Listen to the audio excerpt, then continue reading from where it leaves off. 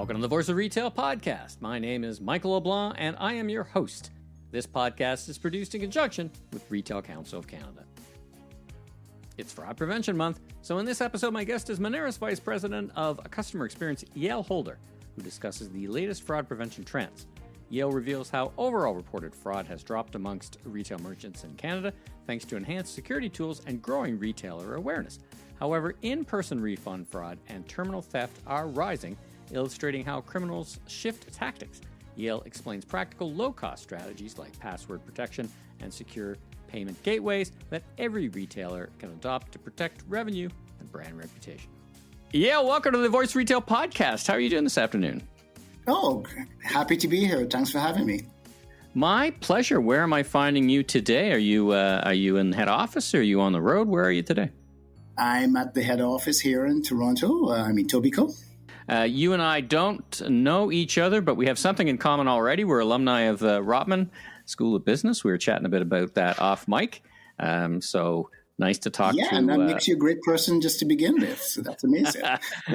Well, it makes us hard workers anyway. I don't know if it makes me a good person, but it makes me a hard worker anyway. Okay. Listen, lots of folks know Moneris. We're here to talk about fraud and from the merchant's perspective. And you got some great data on 2024. But let's start with a little bit about you. Who are you, and what do you do for a living? What's your background?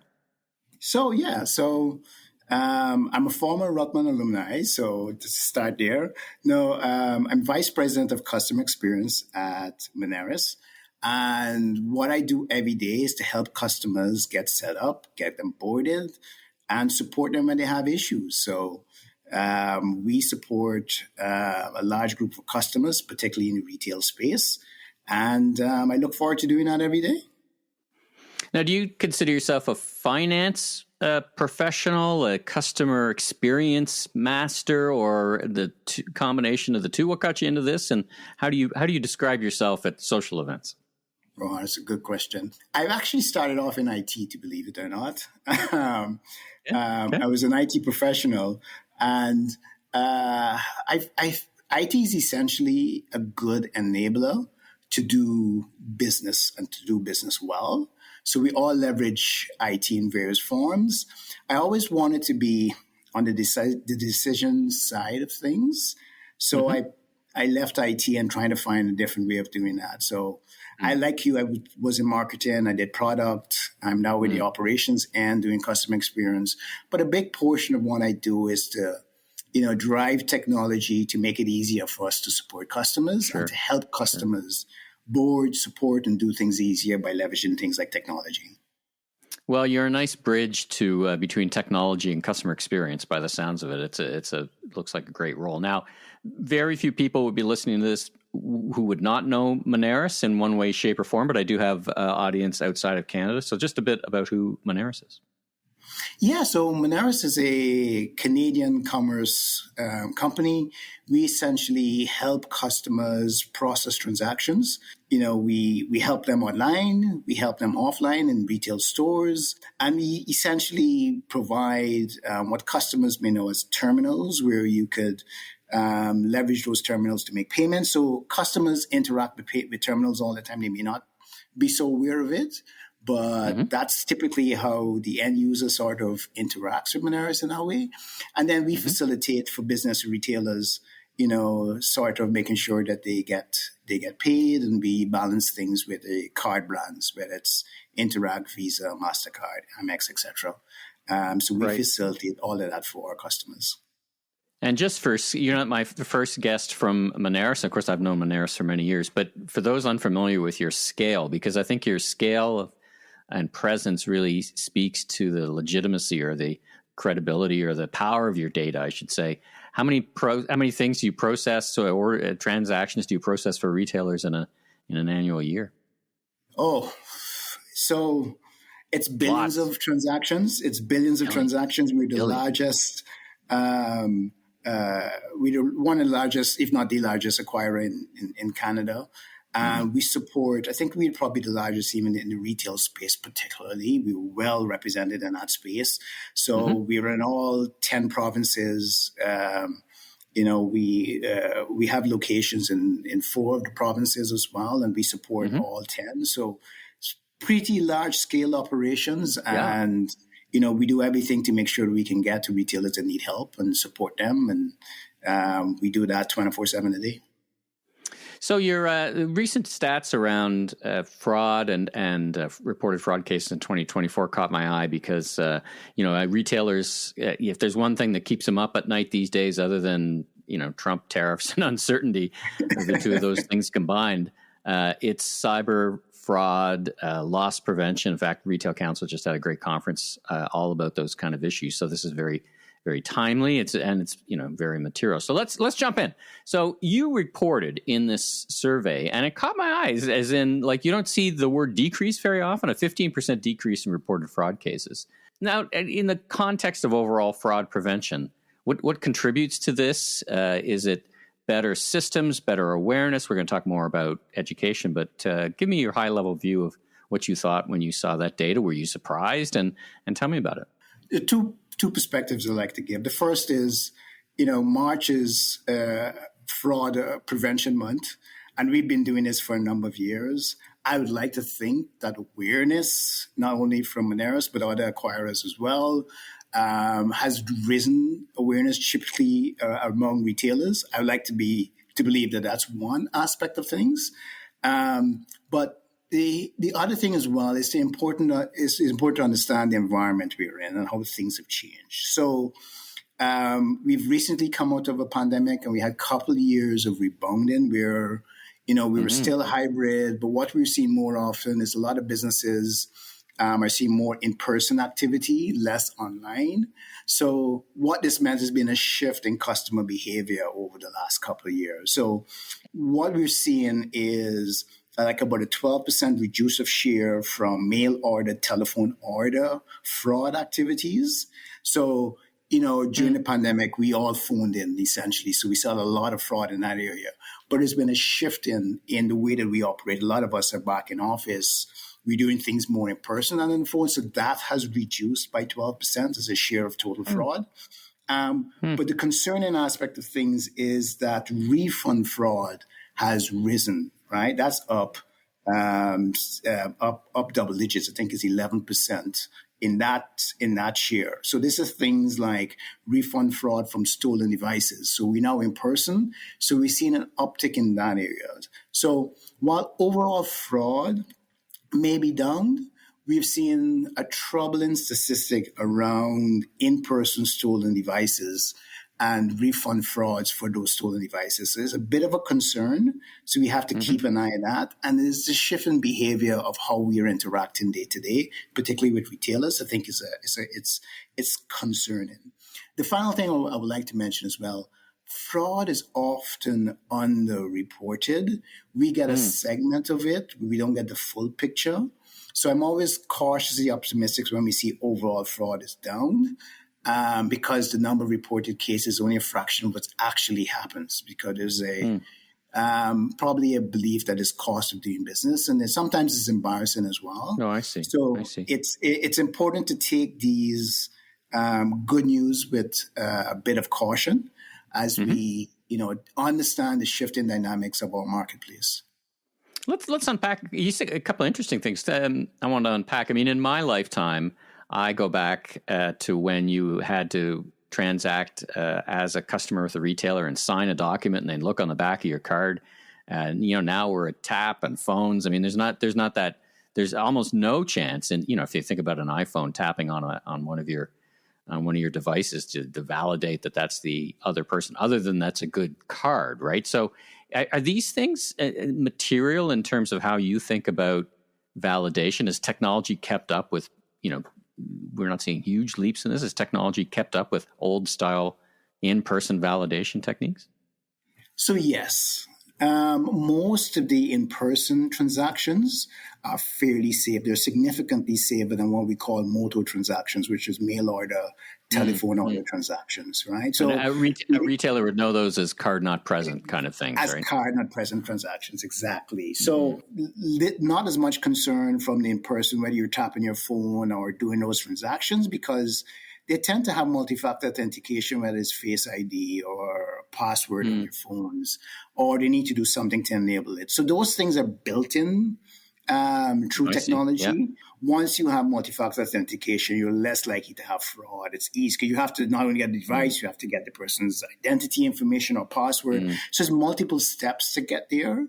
Whereas with card not present transactions, you just pick up the phone and try to have a good story, and then you can use a stolen credit card, right? So that's fairly easier. That's fairly easy to do, and you can make use of somebody's emotions or time of day or what they're in order to get transactions through. So one thing we try to push is be very cautious of taking anything over the phone. In fact, we do not recommend it. And what we would recommend retailers do is that if you do take things over the phone, take the order, but send the payment request through a secure online gateway so that you're protected, right, in the event of anything does happen. So don't take the credit card information on the phone, but send the payment through online means. Now, is that something that's accessible to all sizes of business? And, often we talk about, we spend perhaps a little too much time on the big scale businesses, but, small entrepreneurs, small retail businesses, they don't have the expertise that the larger retailers do, or the knowledge. They're just trying to make a business. Very good question. So I would say the new tools that we have, particularly here at Moneris, and I know other acquirers have them as well, is that a lot of these payment requests or secure and online payment request information comes right off the box. So if you were to get as one of our newest standalone sort of terminals, like Moneris Go Portal, it comes built in. So you can, it's pre-ready. All you need to do is put in an email essentially and send that information to your customer, and you have a secure online gateway built in right there. So these tools are available to small retailers, and they can leverage them with the newer devices that we have in the marketplace. Now, you've got the hardware. Is that another bite of the apple in terms of fees? Or is that kind of neutral and it's just a hardware and innovation that you're bringing to market? So all hardware is controlled with software. So, the minute you get the hardware, you get access to a portal, right? And in that portal, you have to sign up as part of activating the device. You can control the device. You can set settings on the device. You can see who has access to the device. And in that portal, you can also do the requests to customers as well. So it comes built in and ready to go. So any retailer just starting up, or even to the more sophisticated, can leverage these tools in order to make sure that they're protected against fraud. What surprised me a little bit, I don't know if it surprised you. I mean, what you say about the online growth in online during COVID, and then the percentage return to store makes a lot of sense. We can see that in the data. But I thought that I always think of the bad guys as like water flowing to the least path of resistance. And it would feel like online has been battered as heretofore a least path of resistance, because you can just scale it so well. So I'm a little surprised that it went, the in-person is a source of the increase. Did that take you a little bit by surprise? Not exactly, because if you look at the best way to deploy technology, if you can go to a central point and enable protections at that central point, you can have more of an impact than if you have to do things individually. So if you're going through an online gateway, so every people have their website and they're using Moneris, we have built-in fraud protection tools for customers. So even if you do go online and the customer doesn't have anything enabled, we have those tools built in. So, we've gotten smarter as a result of the boom online, and that has helped protect customers, particularly the smaller ones who may not have the sophistication to have, cybersecurity, enhanced tools, etc. We've built that in for smaller retailers so that we can protect them, providing, of course, they use it. If they're using it, we can protect them as part of that. So that's to have so we can build that in a central point and protect all our customers as a result of it. However, the kind of fraud we see now is crime of opportunity. You go into a retailer, you buy multiple things, you pick up one extra item, you say, can you put this back for me? And they say, sure. The person leaves to go and put it back.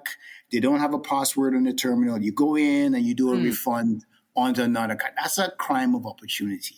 So that's where we're seeing it, right? So you turn your back, you move away, you go to put the hanger away, and you come back and you don't see what's happening. So we're seeing a lot of that happening, and those are crimes of Really? opportunity. So it's those kind of things where it's sort of, human factor that makes it easier to sort of implement these fraud. It's so interesting. I mean, I've been in e-commerce for 25 years, and the world has changed, right? The least path of resistance is in person, where initially there was concerns that it was online, and that was just evolving. That's interesting. Now, let's stay on trends for a little bit. So you've talked about a macro kind of return fraud thing. Did you see thing being a trend, fraud trend?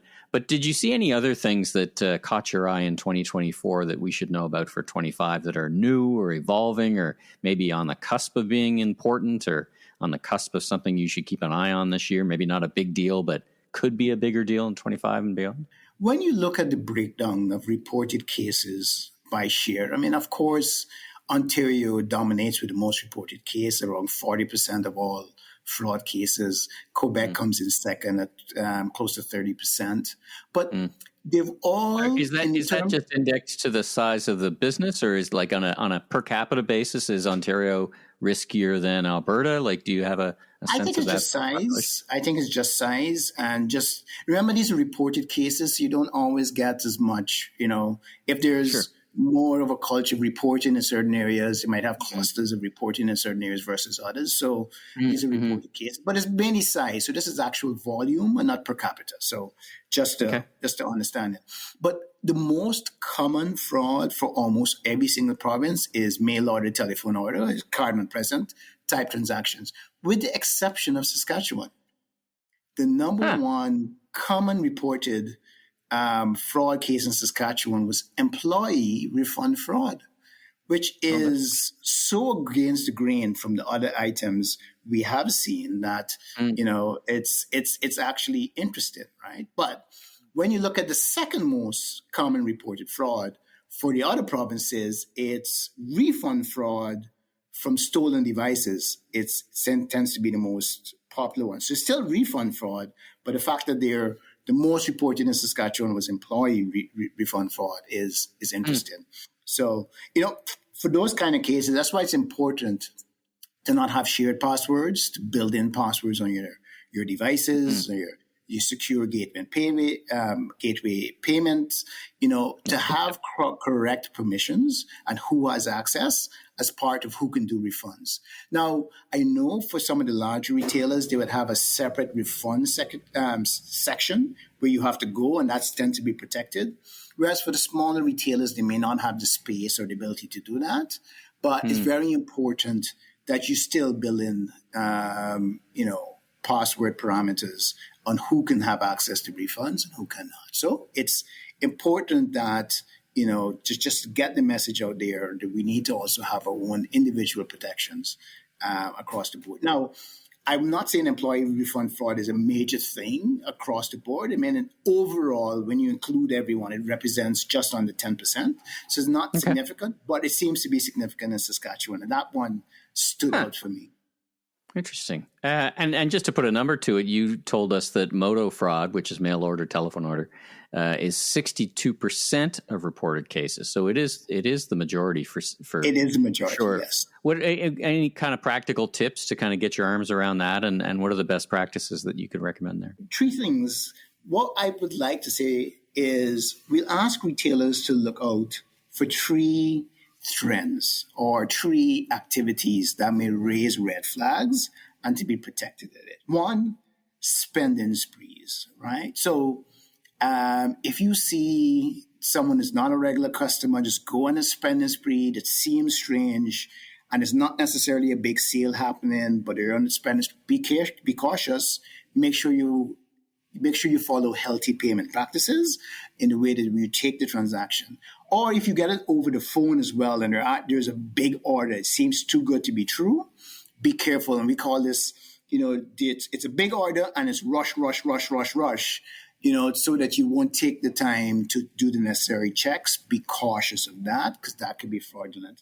And then finally, if you're seeing someone paying with multiple cards in person, A lot of fraudsters steal cars and they're not sure which ones have been reported. So they're trying multiple cars. I'm not saying every single transaction or every single case, that's it. But just be cautious. Make sure you're present.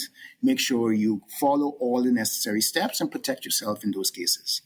You bundle together refund and terminal theft as 30%. Is one larger than the other? Talk about terminal theft for a bit. We haven't talked about that yet. So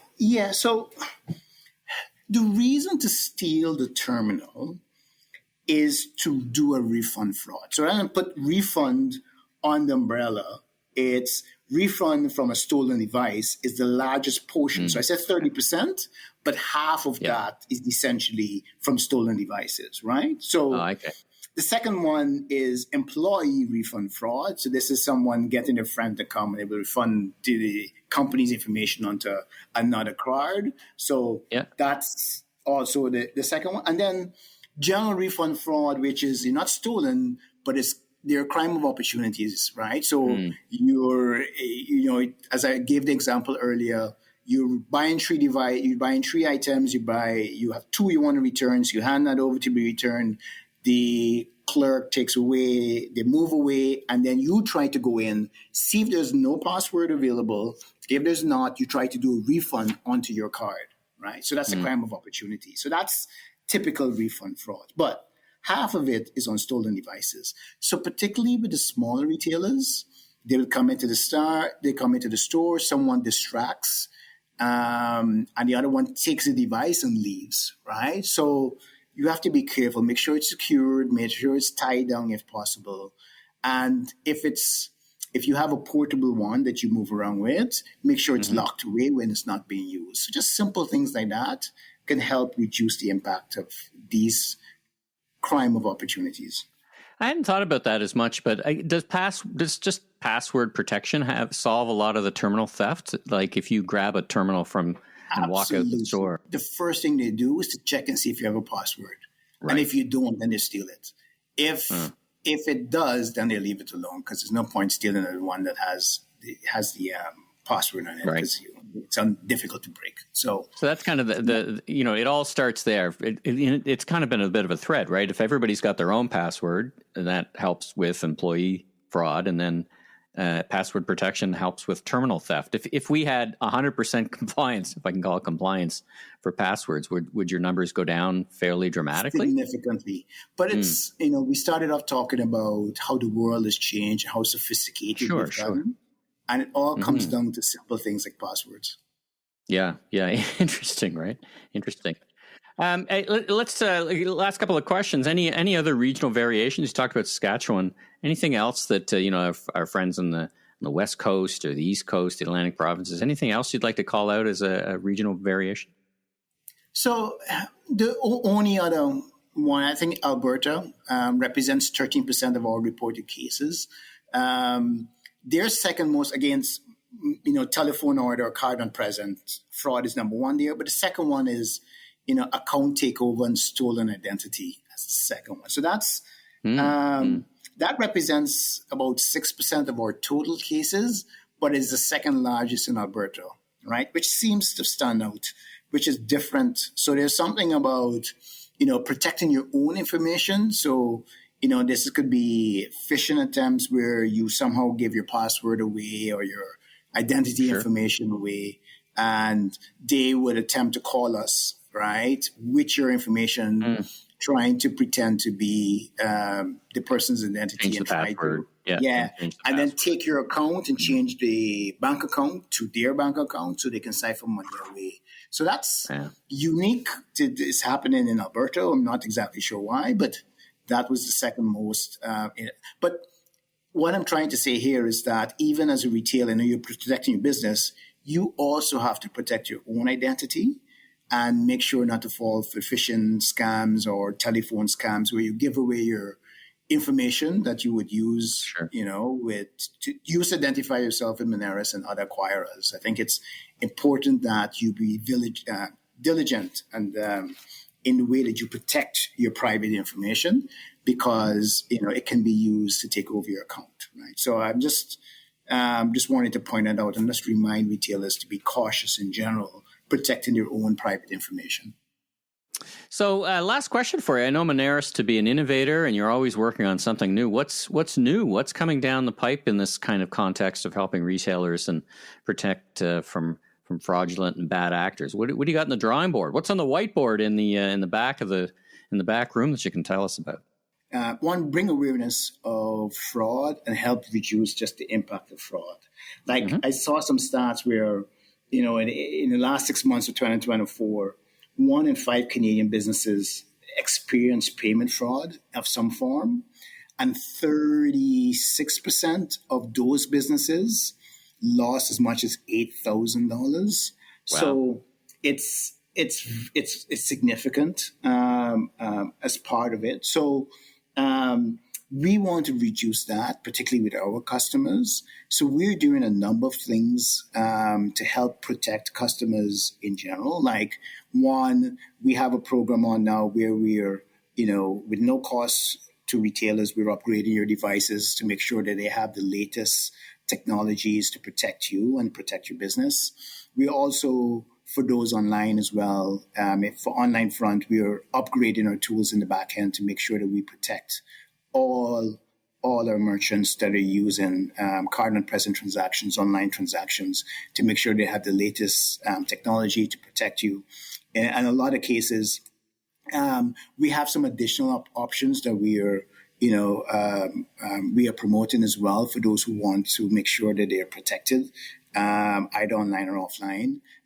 So we're doing a number of things on our end to make sure that, retailers remain protected in this new environment, to drive that. So the one thing I wanted to leave as well is that, as much as we can do, protect you, providing you use the tools, providing we do things right, we can't protect against not having things like your own password enabled and not having it off. So those simple things can be frustrating when we're doing a lot of work to make sure that we're protecting all our customers. Retailers are protected online and offline if you just don't have a password on the terminal. So it's those smaller things that actually drive the majority of the reported cases.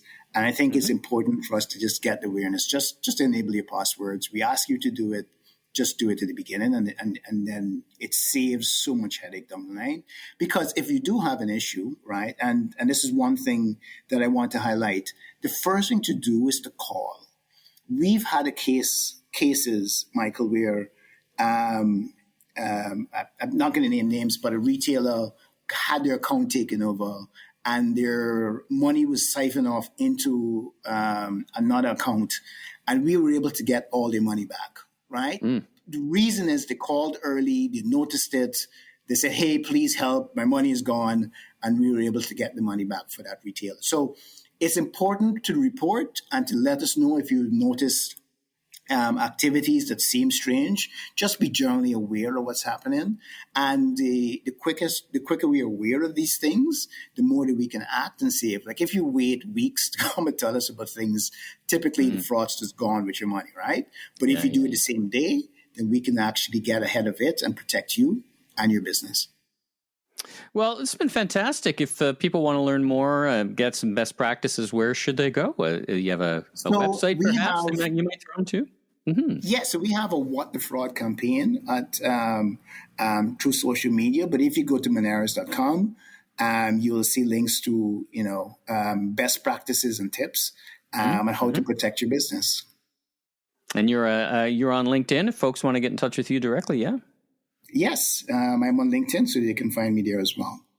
Fantastic. Well, Yale, thanks so much for joining me on the Voice Retail Podcast. Been great talking to you, and such an important issue to retailers of all sizes, and so important to do the basics and then get the best technology. So, Yale, thanks. I had a blast, Michael. Thanks for having me. Thanks for tuning into this episode of The Voice of Retail. If you haven't already, follow on your favorite podcast platform so new episodes will land automatically each week. And be sure and check out my other retail industry media properties, the Remarkable Retail Podcast with Steve Dennis and the Global E-Commerce Leaders Podcast. I'm your host, Michael LeBlanc, Senior Retail Advisor, Keynote Speaker. If you want more content or chat, follow me on LinkedIn. Safe travels, everyone.